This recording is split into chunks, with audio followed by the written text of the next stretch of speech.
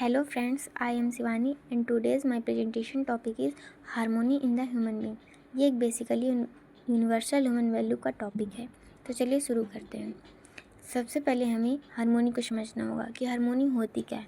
तो harmony means होता है इंसान के अंदर का बैलेंस, मतलब थॉट्स, फीलिंग एंड एक्शंस का सही बैलेंस एंड पीसफुल होना। तो हारमोनी को समझने के लिए हम एक रियल लाइफ एग्जांपल लेते हैं। जैसे फॉर एग्जांपल मैं हूँ, तो मुझे मेरे माइंड में एक थॉट आया कि मुझे पढ़ना चाहिए, एंड सेकंड मेरा मन भी करने लगा पढ़ने का, and third at the same time मैं पढ़ने बैठ भी गई। इसका मीन्स लाइफ में अगर इन तीनों चीज़ों को बैलेंस सही है तो इंसान के अंदर हारमोनी होती है।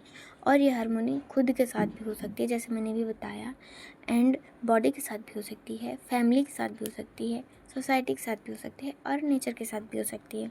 लेकिन हम आज harmony in the human being के बारे में पढ़ेंगे। मीन्स इन ह्यूमन बीइंग के अंदर कैसे हारमोनी प्रेजेंट रहती है, कैसे वर्क करती है, आज हम ये समझेंगे। तो what define a human being, means human being को कैसे डिफाइन कर सकते हैं। तो सबसे पहले एक ह्यूमन बीइंग के दो मेन पार्ट होते हैं, self and body. Self means होता है मैं, जो मैं सोचती हूँ, महसूस करती हूँ एंड समझती हूँ। एंड सेकंड होता है बॉडी। बॉडी मीन्स मेरी फिजिकल बॉडी जो काम कर रही है, दिखती है एंड सुनती है। तो सेल्फ एक कॉन्शियस एंटिटी होती है जिसमें डिसीजन, थॉट्स एंड फीलिंग होती है। बॉडी एक मटेरियल एंटिटी होती है जिसे न्यूट्रिशन, रेस्ट और फिजिकल केयर की ज़रूरत होती है। अब बात करते हैं कि सेल्फ और बॉडी की नीड्स क्या हैं। मीन्स सेल्फ और बॉडी को क्या चाहिए। तो सेल्फ को चाहिए मीनिंग, क्लैरिटी, इमोशनल बैलेंस, और बॉडी को चाहिए food, rest and healthy environment. पर हम अक्सर गलती क्या करते हैं कि इमोशनल नीड्स को फिजिकल चीज़ों से फुलफ़िल करने की कोशिश करते हैं, जैसे उदासी में शॉपिंग करना या स्ट्रेस में ओवर ईटिंग करना। Now let's go to the self continuous activities. Self तीन मेन एक्टिविटीज़ करता है, desires, thought and expectation. Desire means इच्छा, व्हाट वी वांट और सीक, मतलब मैं क्या चाहती हूँ। सेकंड थॉट्स मीन्स विचार, हाउ वी प्लान और डिसाइड, मतलब मैं उसे कैसे अचीव करूँ।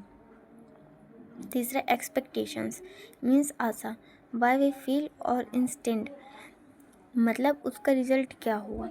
ये सब हमारे अंडरस्टैंडिंग पर डिपेंड करता है। अगर समझ क्लियर है तो डिसीजंस भी सही होते हैं। नेक्स्ट है रोल ऑफ राइट अंडरस्टैंडिंग। इसमें राइट अंडरस्टैंडिंग के बहुत ज़्यादा पॉइंट्स हो सकते हैं, लेकिन यहाँ पे कुछ 3 मेन पॉइंट्स हैं कि clear self knowledge, relational clarity and Leeds of harmony. Clear self knowledge means अपने आप को समझना, एंड रिलेशनल क्लैरिटी मीन्स दूसरों से अपने रिलेशंस को समझना या दुनिया से अपने कनेक्शंस को समझना। थर्ड है लीड्स ऑफ हारमोनी। जब ये क्लैरिटी होती है तभी हमारे डिजायर्स, थॉट्स और एक्शंस एक लाइन में होते हैं, जिससे आता है हारमोनी।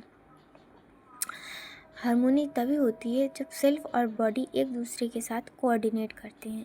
इसमें 3 एस्पेक्ट्स हैं, जैसे आइडेंटिफिकेशंस, एसेंट एंड एग्जीक्यूशन। तो आइडेंटिफिकेशन में क्या है कि recognise body's needs, means self समझता है कि बॉडी को क्या चाहिए। And assents self approves actions and decisions, means जो हमारे डिसीजंस होते हैं वो सेल्फ लेता है। And third execution, body carries out decisions healthily, means body वो डिसीजन एक्ट करती है जो हमारा सेल्फ लेता है, बॉडी सिर्फ एक्ट करती है। अगर ये बैलेंस नहीं होता तो आता है confusion, stress and health problem. अब हम बात करते हैं कि डिसहार्मोनी के साइंस और benefits of the harmony. Means जब हमारे अंदर हारमोनी होती है तो उसकी बेनिफिट्स क्या हो सकते हैं, और अगर नहीं है तो उसके साइंस क्या। जब हमारी लाइफ में हारमोनी नहीं होती तो होता है stress, addiction and health issue. और जब हमारे अंदर हारमोनी होती है तो लाइफ में आता है peace of mind, healthy body and clear decision. इसलिए फ्रेंड्स, सेल्फ और बॉडी का बैलेंस बनाना ही असली वेलबींग का रास्ता है। And thank you so much.